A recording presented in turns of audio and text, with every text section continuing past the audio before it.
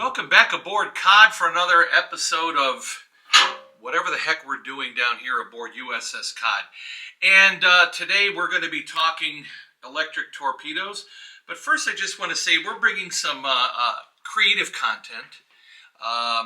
In fact, on a future program, I'm going to be talking about how I wasn't the first person in my family to have a submarine. But if you want to hear that story, you're going to have to go to the Wandering Curator channel, link somewhere up here, and I'll be talking about how my great-grandmother was Jürgen Prochnow of the 1920s. She had a submarine. But again, for another topic. Today we're talking about the Mark 18 in Lexington 476. This is your day. This is just for you and hopefully 200,000 other people that will go crazy and enjoy this. We don't want to do custom videos for everybody. And in fact, if you want custom videos, you got to go to my OnlyFans page, which we don't want to talk about here. But no, we're going to talk about the Mark 18. But to talk about the Mark 18 electric torpedo World War II, we have to first talk about the Mark 14. And here's our cutaway of a 14. We got two Mark 14 exercise fish down here. Suffice to say, we got 14s coming out the wazoo. They are all exercise heads. And that's understandable since all the war shots were fired or blown up. They're relatively rare. Some boats have them. Oh, silver sides. Keep leaving them out in the parking lot. One night, I don't know, some raccoons might show up. Anyway, we're all aware just how bad the Mark 14 was. It had four major problems. Yeah, we know about the magnetic detonators and the contact exploders were too lightly built and they ran 15 or more feet deeper than set. But remember, that bubble trail that came out the nozzle at the aft end was a problem. It was a problem that the Navy decided it had to live with because you couldn't build a reliable, workable oxygen torpedo. Apparently they didn't ask the Japanese because they had figured some things out. But they were the only ones who had an oxygen torpedo. Everybody wanted an oxygen torpedo. Everybody understood the value of an oxygen torpedo. It just wasn't practical. So the 14s had that very distinct white wake bubble trail coming out the back end because burning the oxygen in the compressed air left all this nitrogen that you couldn't use. It was just wasted gas, and it doesn't go into solution in seawater. So it was a very distinct white bubble trail that gave away the position of the submarine, particularly in daylight shots. Very distinct bubble trail, and you go down to where it ends, and that's where you start looking for the submarine. So the Navy understood we need to have an electric torpedo. Now, the Navy had been trying to develop an electric torpedo for at least 20 years. In fact, since World War I, we were trying to build an electric torpedo, but there were all kinds of problems and limitations inherent in electric torpedoes. Not the least of which was a high-capacity battery. You know, a battery is good if it can deliver a whole lot of amperage in a short period of time, but that just wasn't really practical. Batteries, like the batteries that provide power for the submarine, could produce amperage over a long period of time for sustained operations, relatively slow operations underwater. But that's not practical for a torpedo. You want to have a whole lot of juice in a hurry, and that's not easily done. And the Navy had been working and playing with prototypes and just was not satisfied, and so shelved it. It wasn't until the war, World War II that is, that we discovered that the Germans had a workable, and I say workable, I wouldn't say perfect. They had a workable electric torpedo, a G7E, electric eel, if you're a German U-boat Kriegsmariner. A couple of these ran up on the beach. Now, I've heard stories that it was in South America. I believe it was in Curacao in the Dutch West Indies. One of them ran up on the beach, and we discovered it, and we took it and reversed engineered it and discovered a number of things. Primarily, what we discovered was that nobody had really developed a solution to the inherent defects.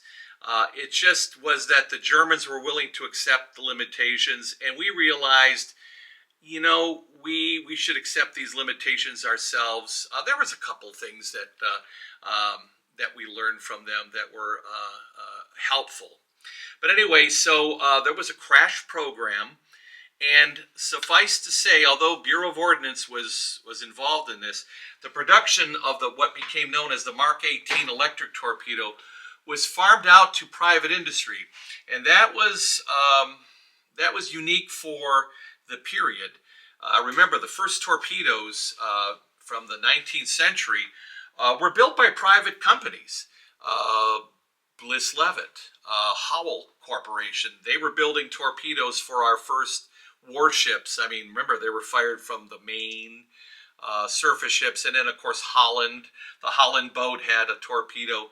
But then, at the end of World War I, the technology involved in torpedoes started to rapidly increase, and the Navy was a little concerned that for security reasons, they might want to bring torpedo production in-house.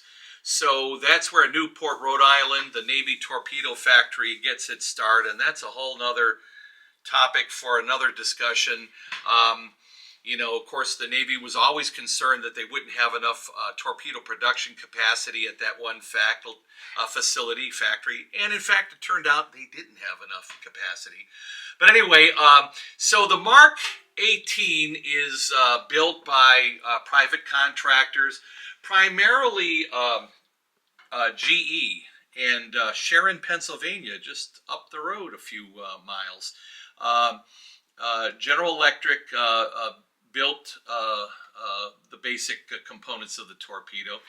And so what we have here is a typical Mark 18 electric.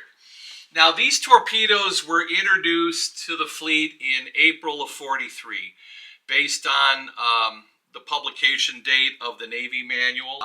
It is amazing. If you get a chance, go search it out, download it, or just read it. This is the same Bureau of Ordnance that refused to listen to the complaints of the sub-skippers a year and a half prior. But in the introduction pages of the manual, the Mark 18 manual, nobody short of Admiral Blandy himself says, basically, don't look in this manual for hard statistics regarding performance, range, and speed, because we don't know. That's how fast these were being produced and sent to the fleet. But anyway, Admiral Blandy signed off on this. So what the Mark 18 is, instead of the steam generator in the Mark 14, we have a 90 horsepower electric motor that is driven by a 6-element lead-acid battery. Now, up here is, in fact, not an exercise head, but a warhead. I probably shouldn't be doing that. It can be fitted with an exercise head. Thankfully, this one has a warhead, which means that you have to arm the warhead. Now, unlike the Mark 14 warhead, this had a very simple arming system. There is a water inlet tube, and I'm kind of sticking my thumb in there. Evan got some great B-roll. And basically, the water forward momentum of the torpedo allows the water to come down the tube. It turns a water wheel, which mechanically drives the detonator into position in the cavity, and then there's a water outlet. And in fact, if you reach under here and put your finger forward, you can spin that water wheel. And I was told by some World War II torpedo men that they often had to warn their fellow shipmates, don't put your finger up there, don't spin that, because you do it enough, you're going to arm the torpedo inside the boat, and that's a no-no. And on more than one occasion, they had to disassemble the exploder, and which had been partially armed, and reset it. So anyway, standard warhead right here. Most of the body it's all, steel. It's just this one giant battery. And because batteries have to be recharged every 3 days, you had to give it a refresher charge, you needed access to the battery. Basically, these round handholds, approximately every 18 inches, they're bolted. They come up, you reach inside, and you can attach jumper cables to your recharging box, and you do a refresher charge. There are 1, 2, 3, 4, 5, 6 of these for the length of the torpedo. And then back here, because it's a standard torpedo, you have your guide stud, so it travels, it indexes itself in the tube. You have the starter switch. It has the same gyro aiming system, and of course the gyro, here's the gyro setting spindle cavity. The mechanics, that has been removed apparently, but here's the access to your gyro. So it has the same starting, same indexing, mechanical indexing for the gyro. And then back here, because of the nature of the torque profile, here's a word I'm going to invent. We have basically we have only 2-blade counter-rotating props. And that is, as I said, because of the torque nature of the electric motor, 2 props per blade set. You have openings here that I don't believe you find on, let me just, no. So this are probably water cooling for the gearing. And here's your rudder, which to jump ahead a little bit, you know what, I just was turning that. Let me grab my light. Evan, are you getting a good image of that on the screen? I think so. Okay, so here's the rudder, and you can see the rudder control mechanism inside there turning down in here. This is what doomed at least 2, maybe 3 boats, circular runs, Tang, Tullabee. This is probably an improvement because this is late construction.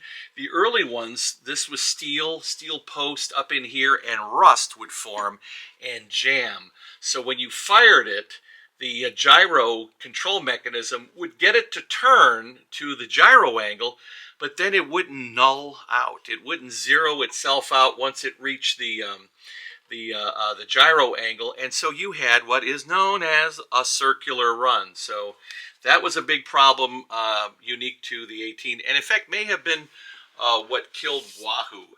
But speaking of killing, the Mark 18 pretty much killed cod, or came within seconds of killing cod. Because remember, as I said, you have to recharge the battery every 3 days. So the forward and after torpedo rooms have charging boxes. Come on with me, Evan. Let's go look over here. No close-ups, please. I haven't put my makeup on. Don't fall over. So over here we have our electric torpedo charging box. Switching. I'm going to turn this off because I don't want to get. Oh, I turned it on. Okay. Anyway, all right. People have asked me not to be silly. So anyway, we're missing the cap here. That's probably not good. So we can charge 2 18s simultaneously. Here's some of the related electronics down here for recharging. Those batteries, when you charge, they give off hydrogen gas. And as we know, same thing with the submarine propulsion batteries, that can cause an explosion and it can sink the sub. And in fact, on the night of April 26, 1945, on our 6th patrol, a torpedoman kind of half-assing the charge of two Mark 18s in the afterroom created a situation where the bodies were full of explosive hydrogen gas, and they exploded. The hard rubber cases of the batteries inside began burning like road flares. They were able to put one of the battery fires out in the lower fish, but the fish that was analogous to the upper one, like this one, refused to go out, and the warhead got so hot it began to melt. So they were able to load it into tube 8 and eject it, but it was moments away from cooking off the warhead. So again, COD almost didn't survive because of Mark 18. It goes to show you just how desperate the Navy was to get an alternative to the steam fish, that they would introduce a weapon to the submarine force that literally didn't have performance specs. Roughly, with a freshly charged battery in relatively warm water, a little over 30 miles an hour for a range of about 4,000 yards. But there is no hard and definite number because of all the variables. So that was a big problem. But they were so desperate for a fish they could fire in daylight that wouldn't reveal the position of the submarine that they were willing to accept all of these inherent shortcomings. It had carried a 600-pound warhead. Now that, the warhead is pretty much, that's a separate thing. You unbolt it, So I don't believe it had anything really unusual in its warhead. 600 pounds of Torpex. The battery weighs about 1,200 pounds of the overall 2,850 pounds of the weapon. So it's almost 3,000 pounds. So the big bulk of that is the damn battery. And the battery has quite a bit of air cavity around it. And of course, you can't let any seawater get in there.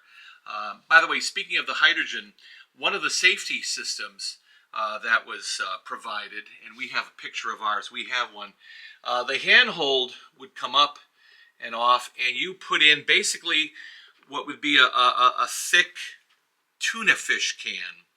And it's a copper cage, like a bug zapper, and it would be electrically charged. And as the hydrogen molecules came out of the electrolyte in the battery, would float up, and this would cause them to burn before they could accumulate to explosive concentrations.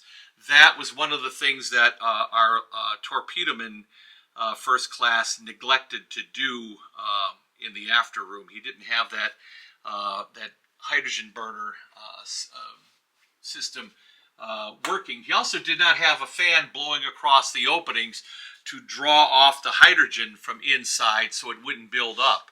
Hydrogen is the lightest element, and so it was used in blimps and dirigibles.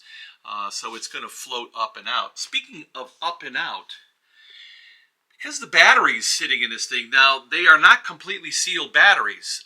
You can't turn the fish. Mark 14s, you can roll them, spin them, not too much problem. The manual specifically says, don't roll this thing more than 90 degrees. And if you have to roll it 90 degrees, don't do that for more than maybe a minute because of the sulfuric acid leakage into this compartment. And of course, if you leak sulfuric acid into a steel box, it's going to eat through, and you're not going to have a torpedo. So that was another inherent problem with the 18. You couldn't roll them. So when you handled them, and also because we were pointing out the warhead, you had to take the warhead off to do some basic maintenance if you needed to roll it to get access to the exploder cavity, which is always on the very bottom, you had to remove the warhead and then roll the warhead and then put it back on. And of course, you had to make sure that this seam is completely watertight, because water inside lead acid battery, seawater, big problems with chlorine gas as well. So again, all these limitations. So COD carries Mark 18s on patrols, I believe 4, 5, 6, 7, and 8. 8? I mean, Cold War. So she carries 18s. My understanding was that they would generally shoot steamfish at night and save 18s for daylight shots where you didn't want to give away your position. That wasn't always a hard and fast rule. But, and of course, this one has a little bit of surface rust patina. We need to put some cosmoline, but since we're, and our visitors, and my white linen towels are hanging on this, you know, we're going to have to address that some other way. The Mark 18 goes out of favor in about 1952. The Navy develops the Mark 16 Naval torpedo. Now, what a Naval torpedo is, basically, it's a peroxide oxidizer. It's, you know, it's like the German peroxide submarines. Peroxide is chemically broken down to provide oxygen for combustion. That was another series of problems, and the peroxide torpedoes didn't last very long in the inventory either. But from this point on, from 1943 on, there is a whole lot of battery development going on, particularly with private contractors. They're developing batteries that can provide high energy immediately for a short run, which is perfect for torpedoes. And after the war, with the Guppy program, a Guppy battery is designed that provides high energy for a short period, a burst run for snorkel running streamline subs to get the heck out of Dodge. So they have a battery, a Guppy battery, that provides higher energy by it for a shorter period of time. So roughly a larger equivalent of what the batteries are putting in for the electric fish. And the Mark 18 gives way to the Mark 2737. Those are anti-submarine homing torpedoes. They're also electrically powered and had the same inherent limitations. But battery development rapidly advances in the 50s. In fact, I believe the Mark 45 Astor, the nuclear torpedo, has a battery powered motive system. So, you know, I think I'm pretty much at the limit of what we want to say about a Mark 18. You know, it's 21 inches, its diameter, it's 20 feet 6 inches. It has to have the same envelope as a Mark 14.